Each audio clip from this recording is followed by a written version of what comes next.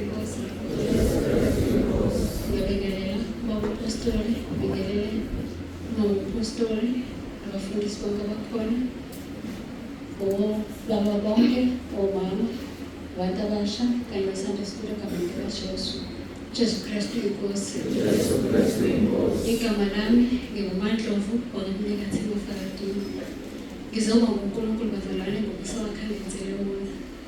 Ngike ngangena ku-40 days ngekade kukhona isimanje nginaso. Ngaphuma kuyisonto ngomhla ka-16 kuzoqala ka-14 days. Ngathandaza ngamcela ukuthi Nkosi ngiyacela ukuthi ungisize ngoba enhlizweni yami angifisi ukuthi kube khona, angisho ukuthi ngeke kwenzeke bazalwane, angifisi ukuthi kube khona umkhosi oyophutha oyobe umenyezela ekhaya lezwi ngoba usuke umenyezela uNkulunkulu kusengena apostoli. Jesu Kristu inkosi bazalwane. Ngathandaza uNkulunkulu, ngamcela uNkulunkulu ukuthi angenzele umusa, ngangena ukhosi.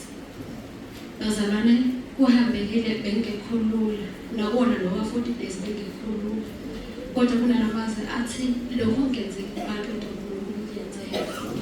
Akubanga ukuhlakanipha kwami, akubanga ukwazi kwami, kodwa kube umusa kaNkulunkulu ukuthi ngihambe lo 40 days plus 14 days mase ngohlanganisa ngomusa kaNkulunkulu. Ngizoba uNkulunkulu bazalwane.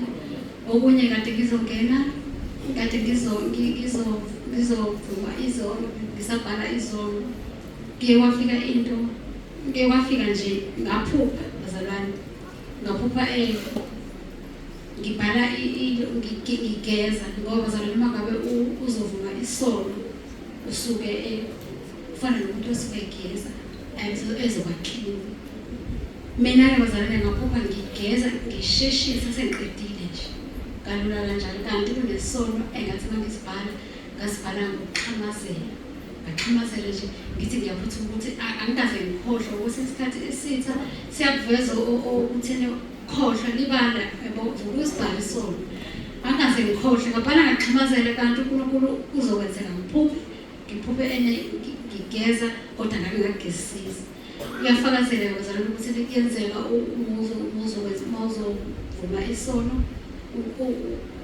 uvuma ngaleso sikhathi uNkulunkulu esakubekile ukuthi hamba ubhala uvume isono sakho.